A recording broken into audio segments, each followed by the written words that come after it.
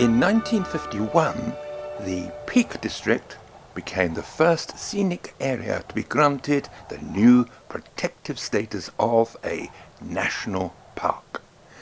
Today, there are a dozen in England and Wales.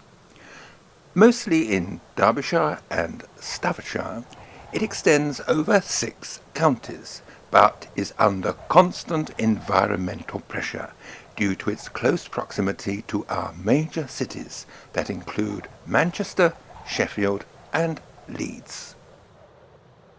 The Peak District is in 2 halves, the Dark or High Peak and the White Peak.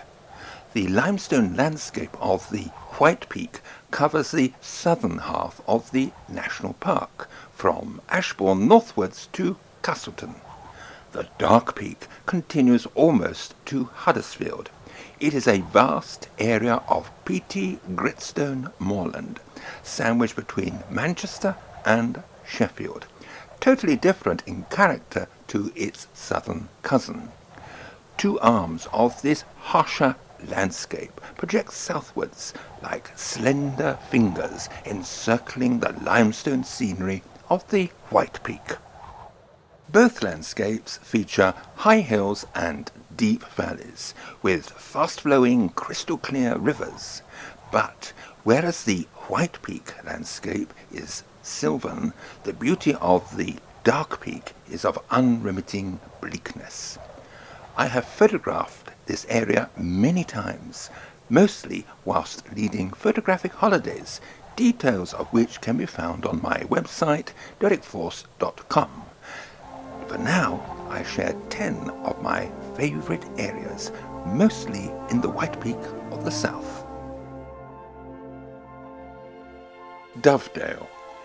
Many first-timers to the Peak District commence their explorations at Dovedale, a few miles north of Ashbourne.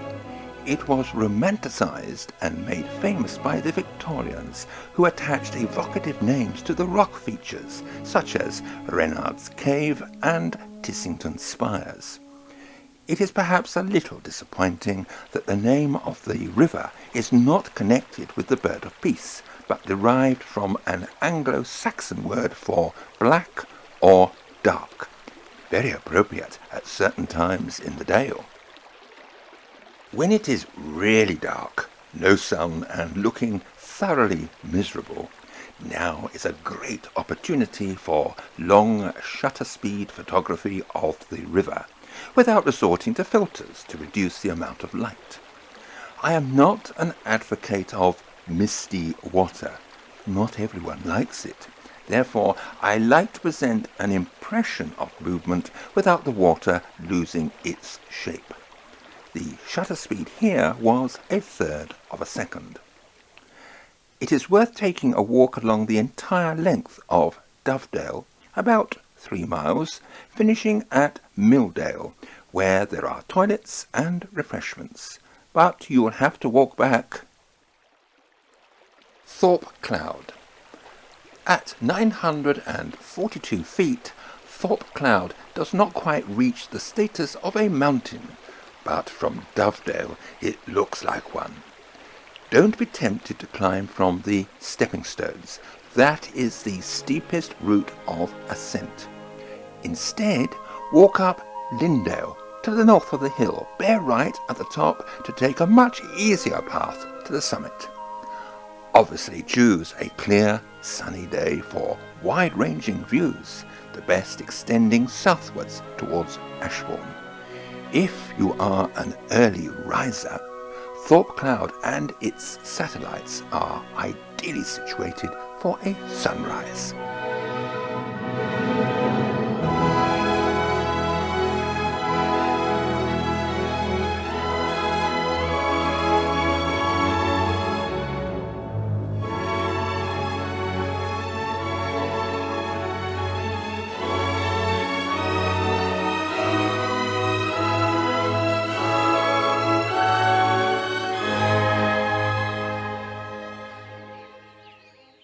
Tissington Trail. The route of the former railway line winds its way out of Ashbourne, soon crossing high moorland and heading for Buxton. In 1971, it was purchased by the Peak District National Park to become a walkway and cycle track for 13 miles as far as Parsley Hay. It takes its name from Tissington, an estate village of considerable charm, having a Jacobean hall, church, and a village pond with resident ducks. As the railway route weaves its way through cuttings and over high embankments, many photo opportunities present themselves with distant views across the White Peak. The route north of Alsop Moor is particularly attractive for early morning photography, where mist hangs in the valleys, quite common on a still winter's day.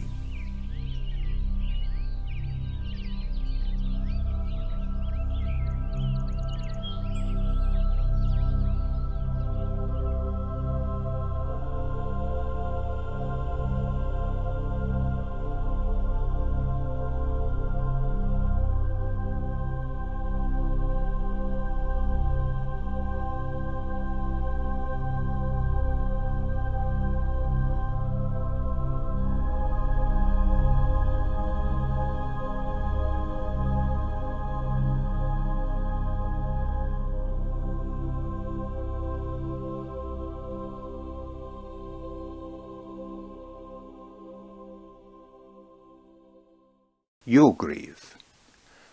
The village sits on a hill overlooking the confluence of the Lathkill and Bradford rivers. Prominent is All Saints' Church, its chancel dominated by a stained glass window by Burne-Jones, rich in golds, yellows and oranges. There is also a Norman font. An easy walk by the River Bradford towards Alport, overlooked by high limestone cliffs, is especially attractive. The upper valley of the River Dove. Beyond Hartington, the valley that cradles the River Dove broadens. No longer does it have the drama of Dovedale, but the eye is soon drawn to the distinctive shapes of Parkhouse Hill and Croom Hill. These hills, singular in character, are believed to be the remains of reef knolls, when during the Carboniferous period the Peak District was covered by a tropical sea. A challenging 5-mile circular walk of high scenic value can be undertaken from Hollinsclough, but it can get very muddy after extensive rain. Access is now permitted to the summit of Parkhouse Hill. Chatsworth.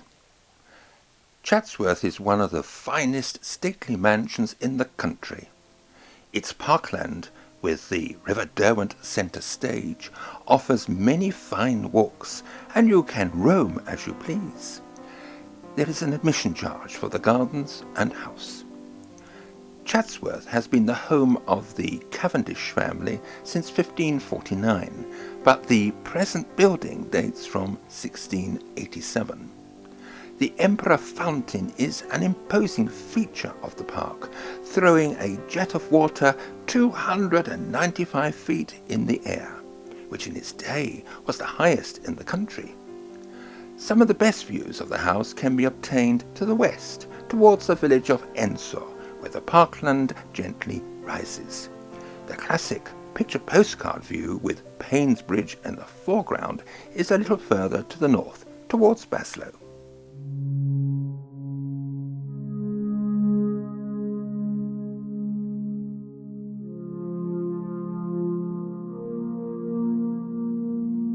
Curbar Edge.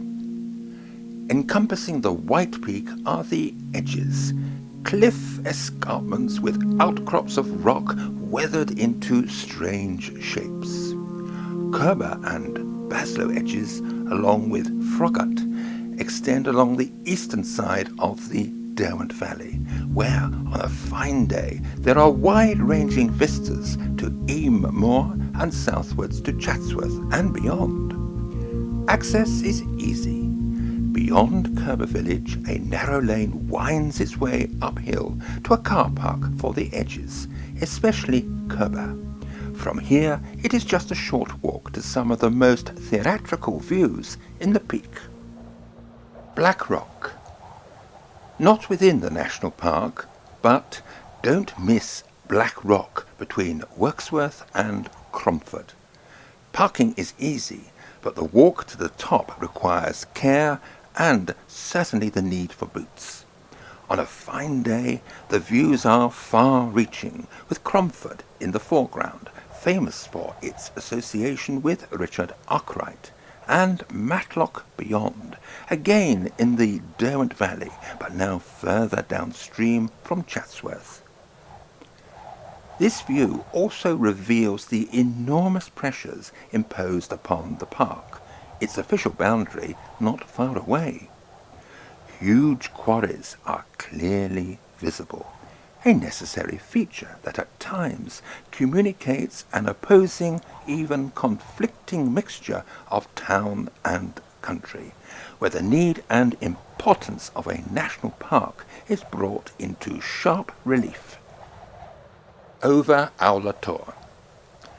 Surprise View car park off the A625 gives access to several millstone grit rock formations sculptured by wind and rain. This is a landscape that has been quarried, and evidence is shown in the abundance of abandoned millstones. The main focus of the view is towards the high or dark peak, where the Hope Valley extends towards Castleton and Mamtor, sometimes known as the Shivering Mountain. Because of severe erosion and landslides, the main road that passed close to this mountain is now a cul-de-sac. It is incredible to realize that at Surprise View, the outskirts of the city of Sheffield are just a few short miles away. The Roaches. If I were to stick my neck out and pin my colours to the mast, the Roaches must surely rank as one of the most exciting and rewarding landscapes in the Peak District. Roaches means rock, and the landscape, although on the western edge of the White Peak, lives up to its name, but underfoot it is more like the Dark Peak. There is no car park. Limited off-road parking is possible on a minor lane west of the main ridge.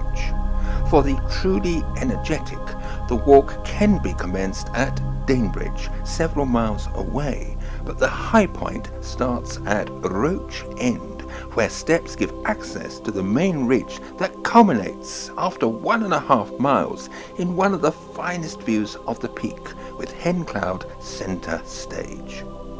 There are many great views on the way, but you need a good day if you want to see anything and stay dry, because there is little shelter. Before dropping down to the valley that separates the Roaches from Hencloud, double back on another track for further dramatic views that suddenly present themselves, but only when you look back.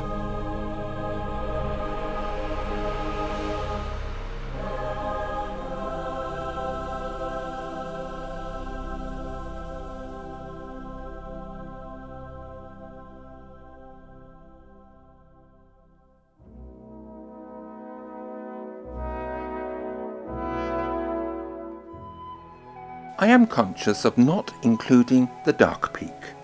Maybe one day I can look forward to further excursions in that direction. After all, that is the beauty of my work. There is always something new to visit. Much of my work for the last 20 years has been the White Peak, leading photographic holidays for HF Holidays, and these are advertised on my website, derekforce.com.